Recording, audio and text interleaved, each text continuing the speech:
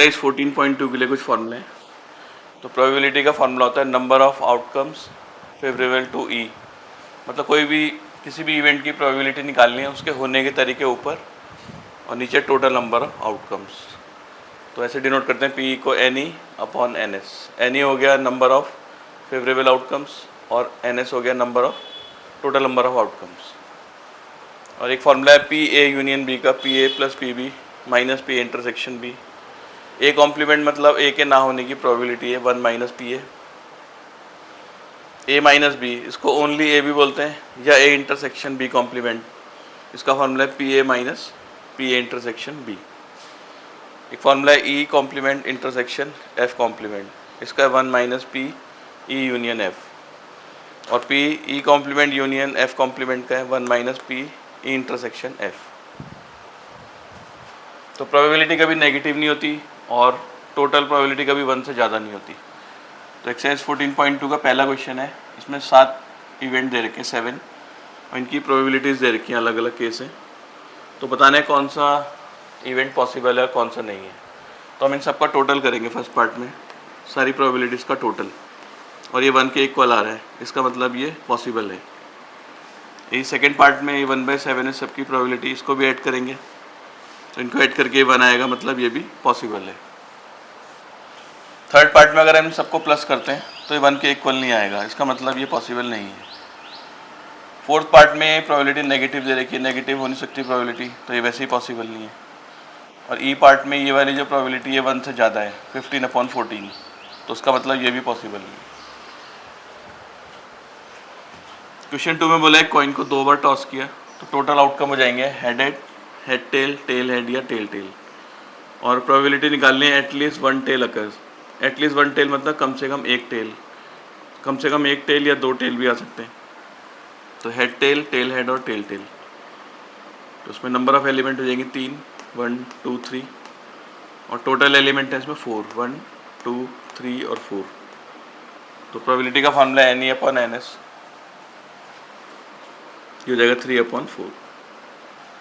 Question 3 में एक die को टॉस किया तो 6 आउटकम आ सकते हैं, तो नंबर ऑफ एलिमेंट हो गए 6। फर्स्ट पार्ट में निकालना है प्राइम नंबर आने की प्रोबेबिलिटी, तो प्राइम नंबर होते हैं 2 3 और 5, ये 3 हो गए 2 3 5, तो इसकी प्रोबेबिलिटी हो जाएगी, इसमें 3 एलिमेंट हैं 3/6, 1/2।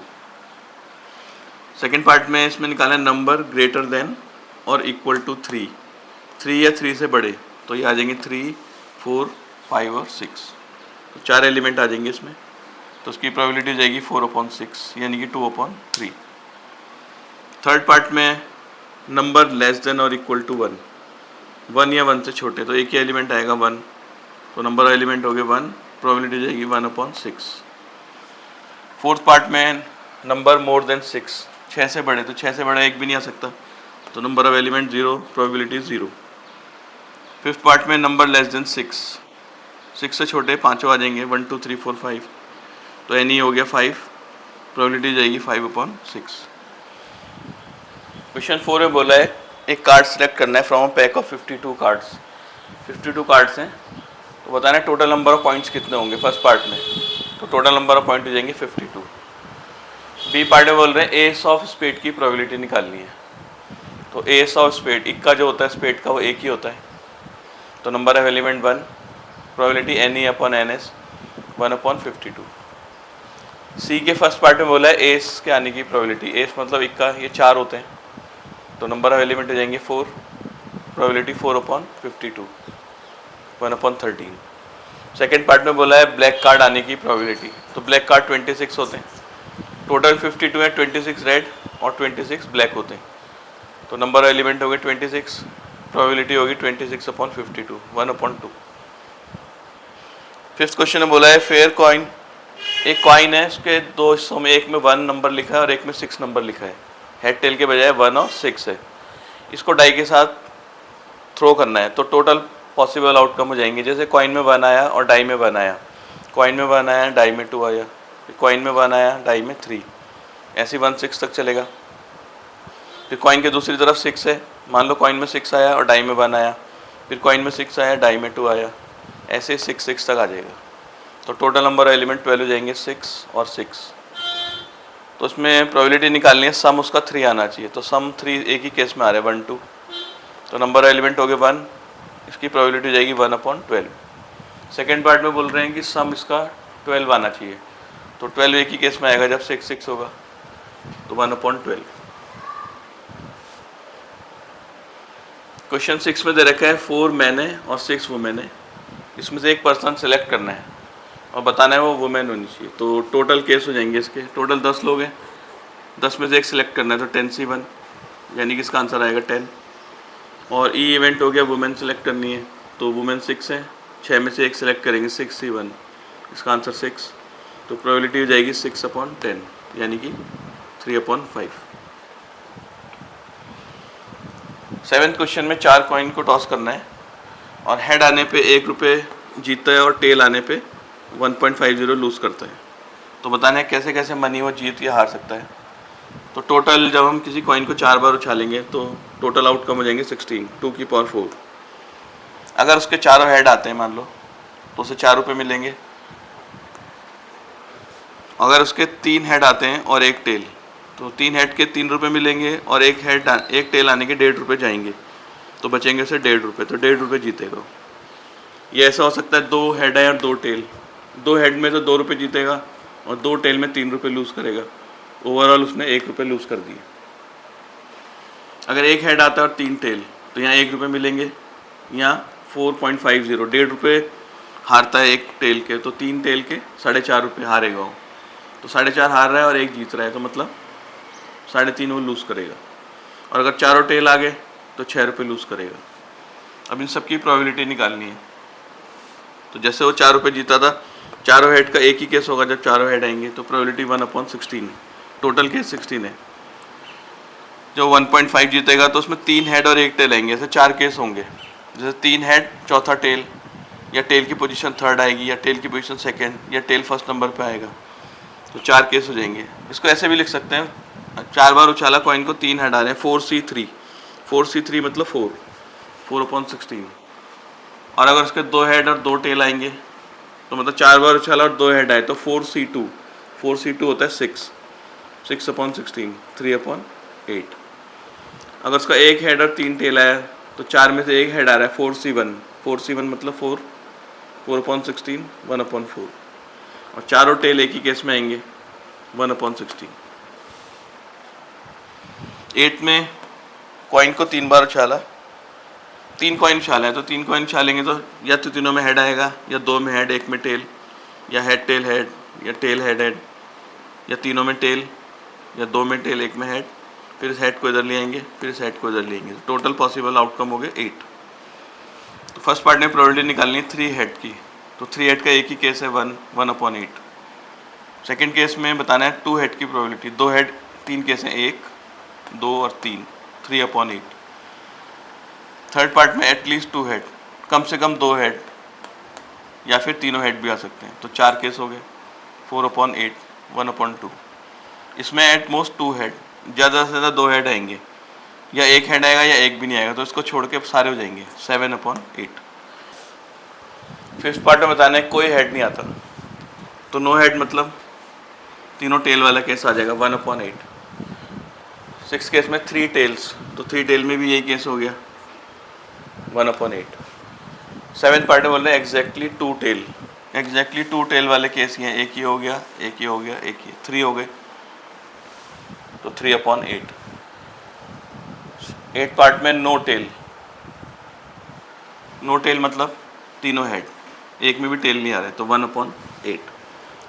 इसमें एटमोस्ट 2 टेल, ज़्यादा से ज़्यादा 2 टेल, 2 टेल या एक टेल, या एक भी टेल नहीं आएगा, ज़्यादा से ज़्यादा 2 टेल आने चाहिए, तो तीनों टेल वाला केस छोड़ देंगे, ये 7 केस हो जाएंगे, तो उसकी प्रोबेबिलिटी जाएगी 7/8।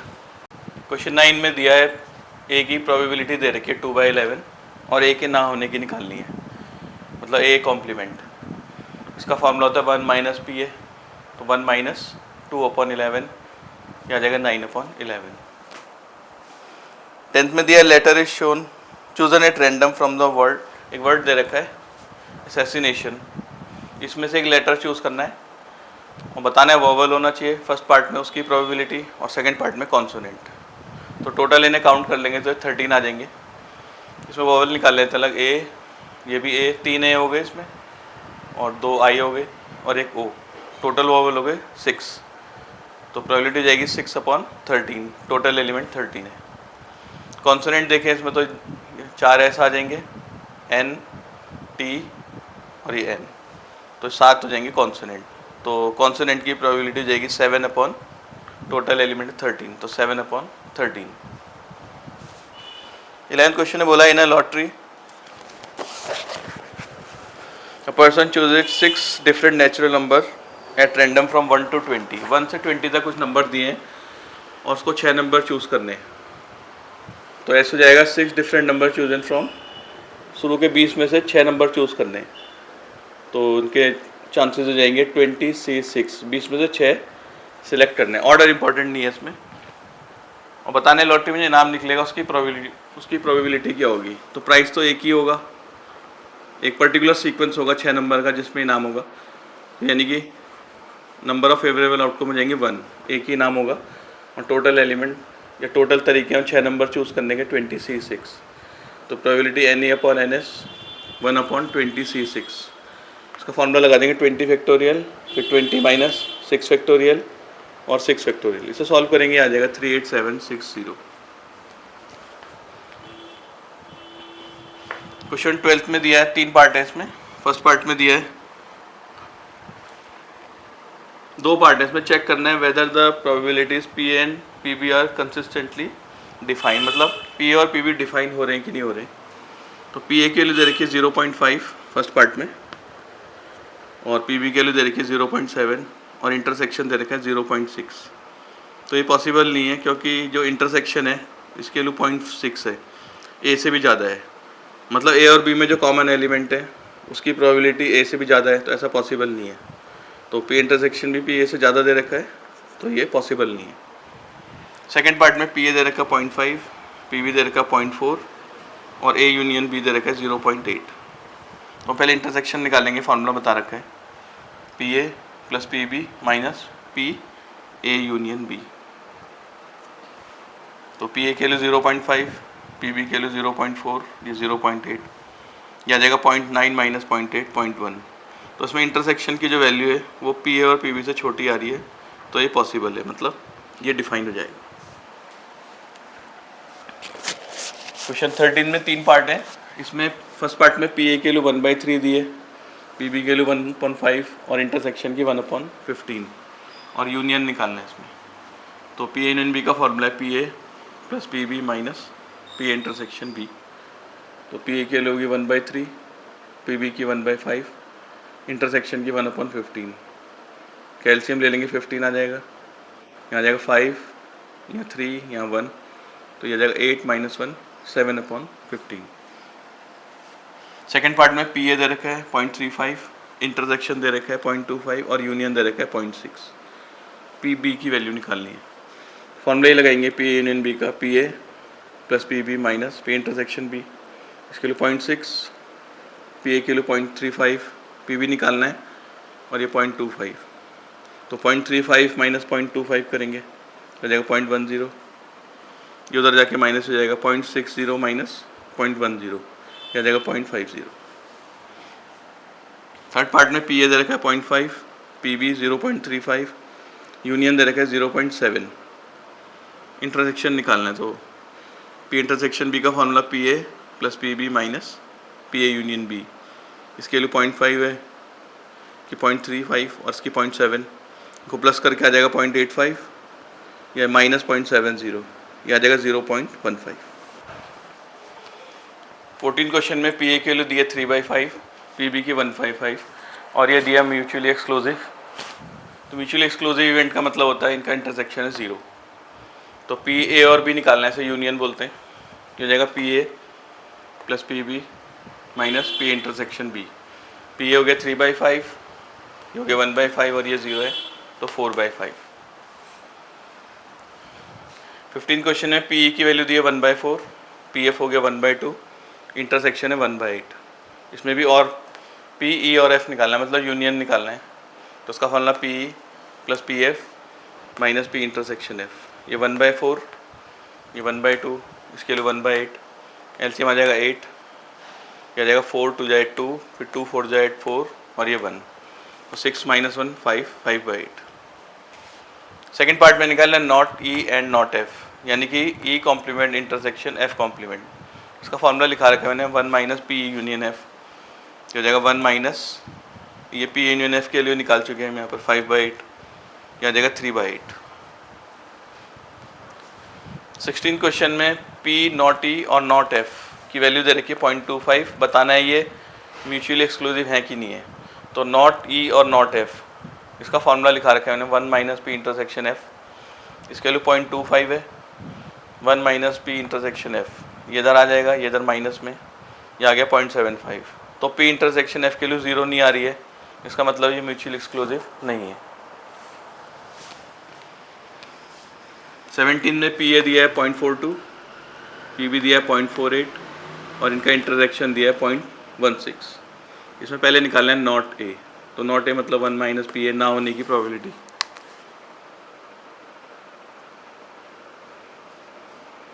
तो आ जाएगा 1 - 0.42, यह आ जाएगा 0.58।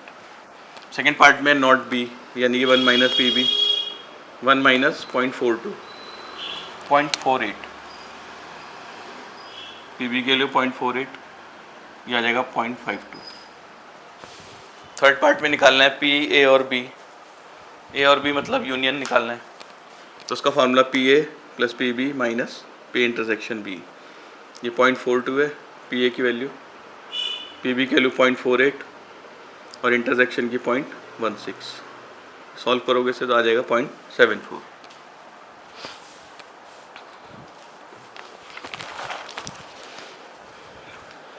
क्वेश्चन नंबर 18 में दिया है class 11 of school 40% of students study mathematics. तो मैथमेटिक्स पढ़ने वाले 40% बच्चे हैं, तो एम मान लेते हैं मैथमेटिक्स के लिए, तो पी एम हो गया 40%, 40/100।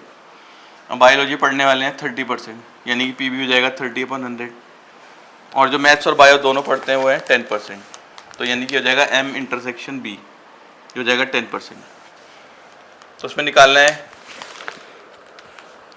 Probability that he will be studying mathematics और बायोलॉजी, और बोला है तो यूनियन निकालना है मैथमेटिक्स और बायोलॉजी, यानी कि यूनियन। तो हो जाएगा P M plus P B minus M intersection B, इसके लिए 40/100, ये 30/100, ये 10/100, तो 40 + 30 70 - 10 60/100, यानी कि आ जाएगा 3/5।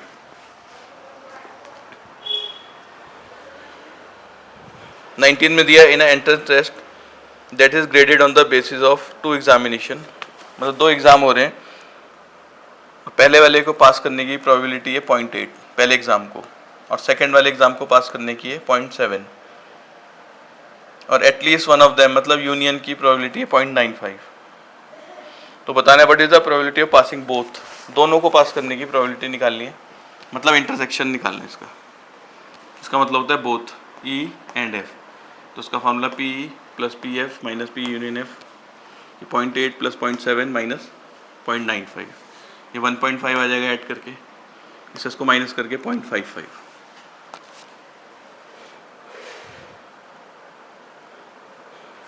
20th में दिया है probability that student will pass the final examination of in both English and Hindi, English और हिंदी दोनों को पास कर रहा है, मतलब इंटरसेक्शन दे रखा है 0.5, और किसी भी एग्ज़ाम को पास नहीं कर रहा है उसकी प्रोबेबिलिटी है 0.1।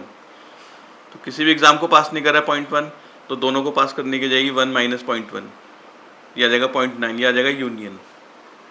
और इंग्लिश के पास करने की प्रोबेबिलिटी दे रखी है 0.75, यानी कि पी दे रखा है, और हिंदी के पास होने की निकालनी है, यानी कि पी एफ निकालना है। तो पी यूनियन एफ का formula P plus P F minus intersection, ये हमने निकाल लिया 0.9, पी ए 0.75, पी एफ निकालना है, और इंटरसेक्शन हो गया 0.5। तो 0.75 माइनस 0.5 करके 0.25, और ये इधर जाके माइनस हो जाएगा 0.9 माइनस 0.25, ये आ जाएगा 0.65।